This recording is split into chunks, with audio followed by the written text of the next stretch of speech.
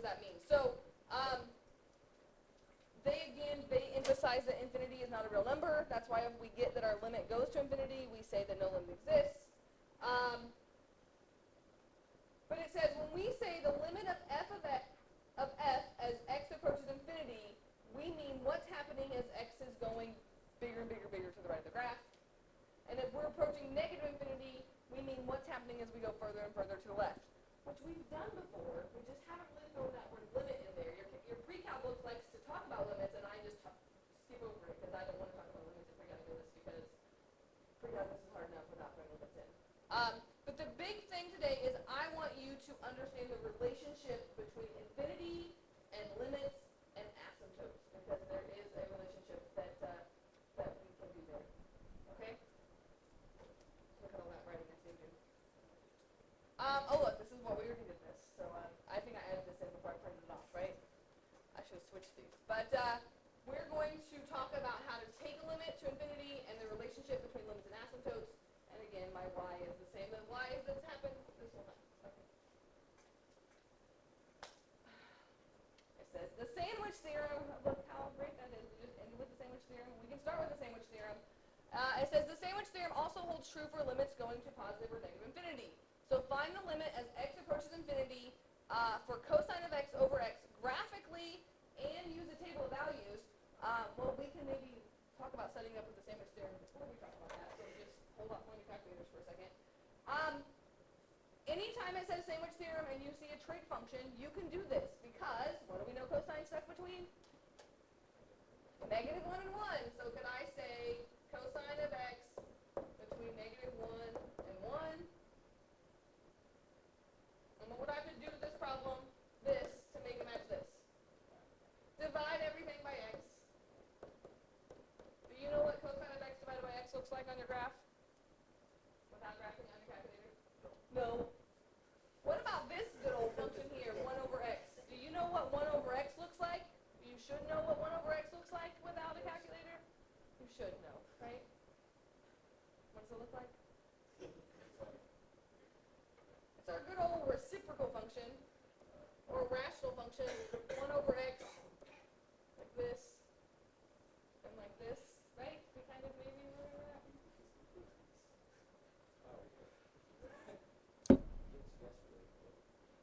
So I'm going to try this just using what I know.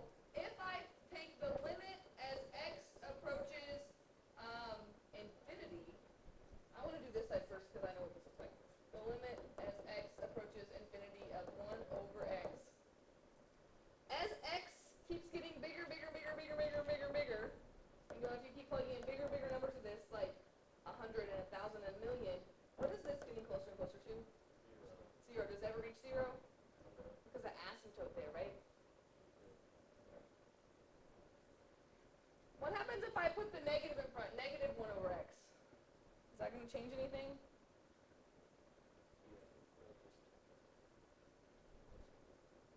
It just flips these two, right? Is that true? Like if I do negative 1 over x, now when I plug in like 1, I'm going to get negative 1. And so now this side's going to be down here, right? Negatives reflect our functions. See how you need all this mathing over in your life to do this stuff? Isn't that what this graph looks like if I do this? Yeah, but I just don't know why you couldn't use the other side of that, right? Because that would still, if you just look at your negative values there, it's still approaching 0. It's still approaching 0, but it is really this function now, right? I know, but it still works. It does still work. That also equals 0. So again, what is the point of the sandwich theorem? We can evaluate limits that we don't know what the graph looks like by using functions that we should know what the graph looks like. Or even if you didn't remember what this graph looks like, making a table, this is using a table of values without a calculator. Do you agree making a table for something like this is going to be much easier than making a table for something like this? Yes. So sandwich theorem is supposed to make things easier. I don't care what cosine of x over x looks like because I've already proved that this side equals 0 and this side equals 0. So I can say that because the limit as x approaches infinity of negative 1 over x is equal to the limit as x approaches infinity of positive 1 over x, which 0, then the limit of x approaches infinity of cosine of x over x also equals 0. And honestly, I don't know that you have to say because the sandwich theorem says so, because if I say what the sandwich theorem says, you don't necessarily have to say it. It's like in your papers you write for English when you say, in my opinion, you're writing the paper so you don't have to put the in my opinion in, right? Look at that, maybe bring in some English and some math. But if you want to say, by the sandwich theorem, but you don't have to really say it. As long as you say what the sandwich theorem says, that's okay. That's great if you say that, because I think, woo, they remember the name of it. But sometimes you don't remember the name of it, and I'm okay with that. Let me learn more theorems. What was the other name for the sandwich? The squeeze theorem. So you're squeezing two functions. One function in between two functions. Now, is everyone called the sandwich theorem, or is it just us? Yeah. No, it's widely known as the sandwich theorem. Your book even says sandwich theorem. Okay. So, what did we just do? If I would have asked you what the horizontal asymptotes of this 1 over x was, you would have said the horizontal asymptote is the line y equals 0. Happens to also be the limit. Okay? Last year, I'm calling this the old way, but it still works. The old way doesn't necessarily mean the bad way. Remember that if you had a polynomial function or a rational function, right? If we had something over something, we could look at the degree of the numerator and the degree of the denominator, and we could figure out the horizontal asymptotes. Vague memories of that? Oh, children. I don't remember, like, being able to look at the degree. We did. Like, what if I had, let's start. If the degree of the numerator is less than the degree of the denominator, like 1 over x squared, I would be like, the numerator is 0, the denominator is 2. Then we would say the asymptote's y equals 0, like what we just did. I thought you meant, like, it was, like, 4 and 7, that. Could be. Well, kind of. If the degree of the numerator is equal to the degree of the denominator, you have to take the leading coefficient. So like if you had x squared over 3x squared, obviously there'd be some more numbers here because you could just simplify that. If they're same degree, you would say then the asymptote would be y equals 1/3 on this one because you take the leading coefficient. It's just the highest degree bound, right? Or is it the total? No, the highest degree, which is the there's x like, limit. so like n squared, y to the second. There's not x's and y's in one equation. No, we're talking about asymptotes. And then if the degree of the numerator is greater than the degree of the denominator, we say there's no horizontal asymptote because it's not approaching a specific number. It's just going to keep growing forever. We could talk about slant asymptotes, but we don't really care about slant asymptotes right now. Okay? That's like the shortcut way. Why does that work? Because limits. Okay? I still use this way whenever I can. But what about the one we just did? Cosine of x over x. Is that a rational function? No, cosine's in the top. Or what if you had an e to the x in there? Right? Like you can't use this all the time. You can only do it if you have a rational function. So you need to know how to do it if they don't give you a rational function. And that's this way down here. And this way is why this works. I don't think that was necessary, but thank you.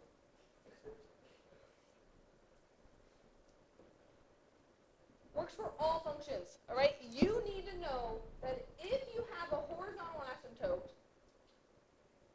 then when you take the limit that goes to infinity or the limit that goes to negative infinity, that kind of looks like all one thing, that's supposed to be negative infinity, whatever you get if you're going to infinity will be your horizontal asymptote.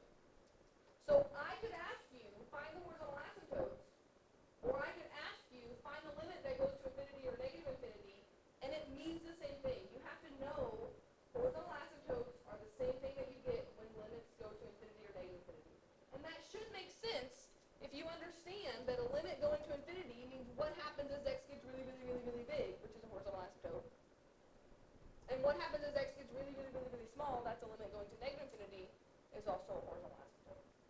At some point in this class, I might make you tell me what is the relationship between horizontal asymptotes and limits. And I expect that you can tell me that if your limit goes to infinity or negative infinity, then whatever you get for that limit is your horizontal asymptote, or some version of that. All right? It's really important that you make that connection. guarantee on the AP test, on the no calculator part, there'll be questions that you need to know this, that if you know this shortcut, it makes your life so much easier.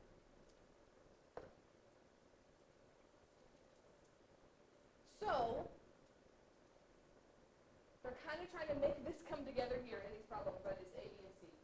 It says, use a graph and tables to find the limit as x goes to infinity, x goes to negative infinity, and then identify all horizontal asymptotes. Sometimes I think it's silly that they make us use a graph and a table, because if they give you the graph, the table's kind of silly, right? But we can use a table if you want. So let's start with A. The limit as x goes to infinity of f of x. Looking at our graph, maybe it's kind of hard to see, which is why we want to make a table. If I'm looking as x goes to infinity, that means I want to know what's happening as x is getting bigger and bigger and bigger. If you had to guess from that picture, what would you say? Looks like it's approaching 1. Could you verify that using a table? If we're going to infinity, what kind of number should we pick if we're making a table? I like to pick numbers like 10 and 100 and 1,000. You could start with 1,000 if you want, but instead of picking like 0.1, 0.01, 0.001, I like to pick powers of 10. And if we plug 10 in there, we're going to get, oh, do I even need a calculator here? I'm going to get 11 over 10, which I think is 1.1. Verify that. If I plug 100 in, I'm going to get 101 over 100, which is 1.01. See why I like to put these numbers? And if you plug 1,000 in, guess what you're going to get? 1.001. So it kind of verifies that it really goes to 1 if you can't read your graph. What about part B?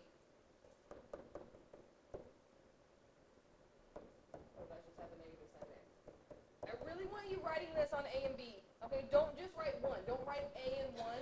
Write out that you're finding the limit as x goes to infinity of f of x. Start using that math writing as you're doing these problems. If I'm going to negative infinity, that means I'm going this way. What does the limit look like? It's going to. Does it also look like it's going to 1? Most of our functions, the limit going to infinity is the same as the limit going to negative infinity, but exponential functions, ln's, those kind of change the rules. There was a question on the 2003 AP exam that they actually threw out because so many people missed it because they only found the limit going to infinity or negative infinity and they didn't find both of them. And even people that scored 4 to 5, like the majority of them missed that question. And so they threw it out, but they put a note in it that said, please emphasize with your students to make sure when you do horizontal asymptotes that you're looking at the limit going to infinity and negative infinity, because it could be different, okay? But on this one, it's the same. And then look at that part C. If you know the relationship, then you know the answer to part C already, because whatever limits you have that go to infinity are your horizontal asymptotes. But we could also use the shortcut here. The shortcut is, for asymptotes, if the degree of the numerator is the same as the degree of the denominator, we would take the leading coefficients, which happen to also be 1. Right? But an asymptote's an equation, so don't just write 1 here also. You're going to write y equals 1. Because whatever your horizontal asymptotes are what your limits are in infinity. I know I seem like I'm saying that a lot, but it's really important. Wait, anywhere close to that?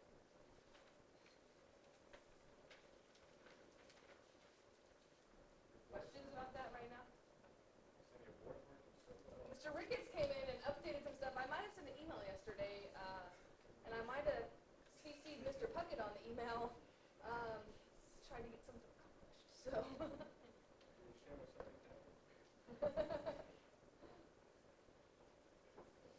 Okay, so we have limits as x approaches infinity, and then we also have infinite limits, and it's easy to mix these up, and so we'll talk about this a lot. We have a test, so I'll re-emphasize it. An infinite limit is a limit that's approaching infinity, all right? And we kind of talked about this last week when we were talking about asymptotes. And another great example of this is our good old friend f of x equals 1 over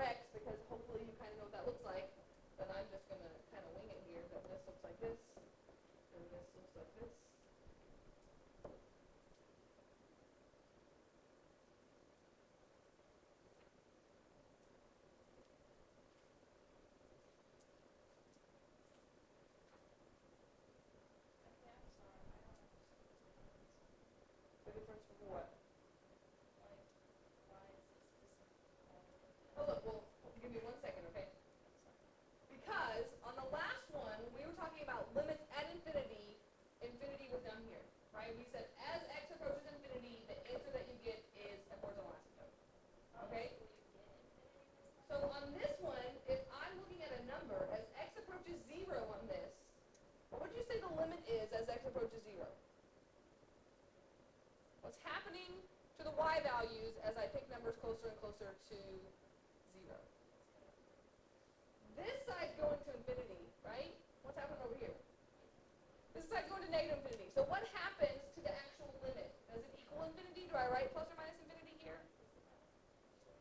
Remember, we say no limit or no limit exists or does not exist because remember, infinity is not a number, right?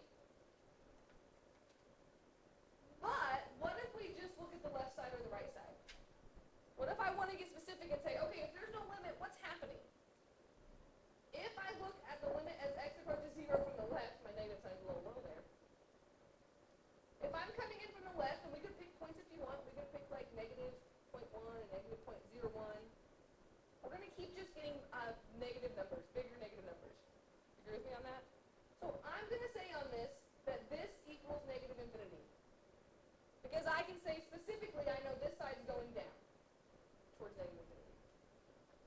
And what's happening on the right side? If I pick numbers like 0.1 and 0.01 and 0.001, I'm going to get numbers like 10 and 100 and 1,000 because this side's going to infinity.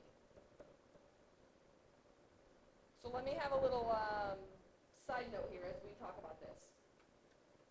When you take a left and right hand limit, people tend to say infinity and negative infinity because it tells you exactly what's happening at that point. If you also said no limit exists here, that would also be a correct answer. Does that make sense? Like, infinity really means there's no limit, but we tend to say, if it's just coming from the left or the right, it's more specific to say what's actually happening. Is it happening going from negative infinity or positive infinity? But the limit itself doesn't exist. Okay, because they're going, first of all, they're going in different ways, and they're both not approaching a specific number, they're approaching infinity. Okay, so we'll talk about this more, don't stress too much about it, but just know on the AP test that they would never give you a multiple choice problem where it would say no limit as a choice and infinity as a choice, because both of them are accepted. Okay? But here's what I wanted you to see about this. What would you tell me are the vertical asymptotes of this graph 1 over x?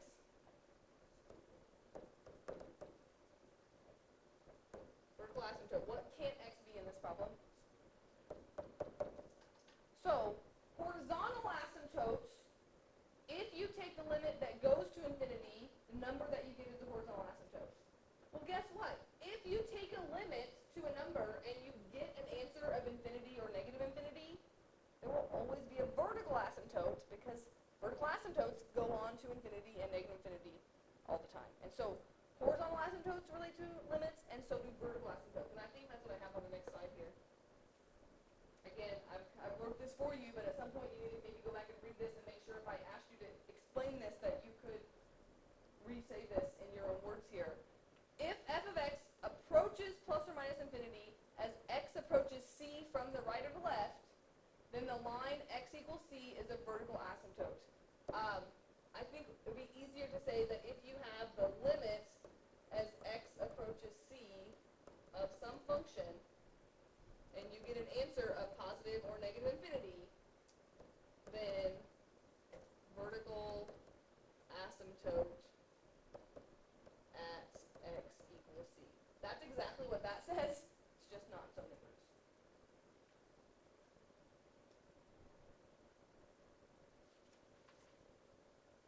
Do you remember when we found vertical asymptotes before limits existed for us? To find a vertical asymptote, you just say what x can't be, right? So the great thing is, you can still do that to find vertical asymptotes, and then you can find the limits on either side of the vertical asymptote, and they're always going to either go to infinity or negative infinity. So I'm going to skip this next problem, but if I asked you to find the vertical asymptotes of this, do you agree we could just set this equal to 0 and try to factor it, and anything that we factor out, set it equal to 0, those are my vertical asymptotes? Nothing's changed. Vertical asymptotes are still found the same way. The difference is now we can talk about the limits that go with those. Okay? So I'm just going to write here, set denominator equal to 0 and solve. That's how you find vertical asymptotes. Well, let's look at this one. Because this one's like homework. My last one. And the good news is if the bell rings, assignment is on here. But it says, find the vertical asymptotes and describe the behavior to the right and the left of each vertical asymptote. So finding vertical asymptotes, same way we've always done.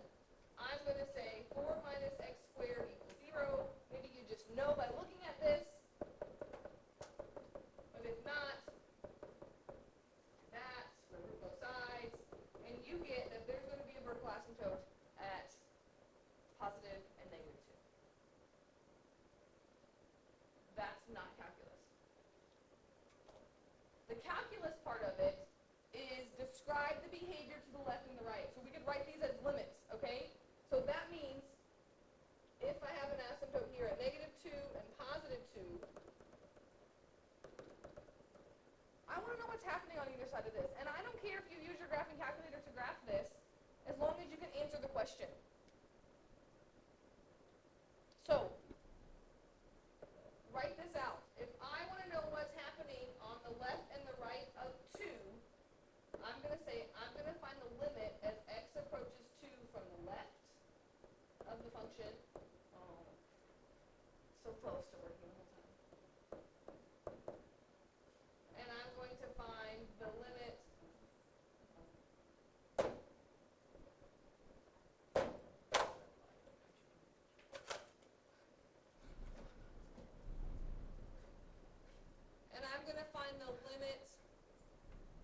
as x approaches 2 from the right.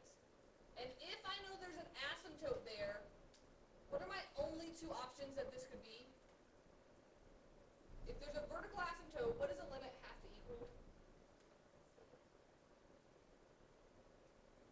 This is C. Has to equal plus or minus infinity. So look at your graph and see whether at 2, whether this side's going up like that, and if it is, it'd be going to infinity, or if it's going down like this, right? That would be negative infinity. You have a 50-50, yes, if you know that limits that have vertical asymptote go to infinity or negative infinity. And you'd have to do the same thing. You'd have 4 of these. You also have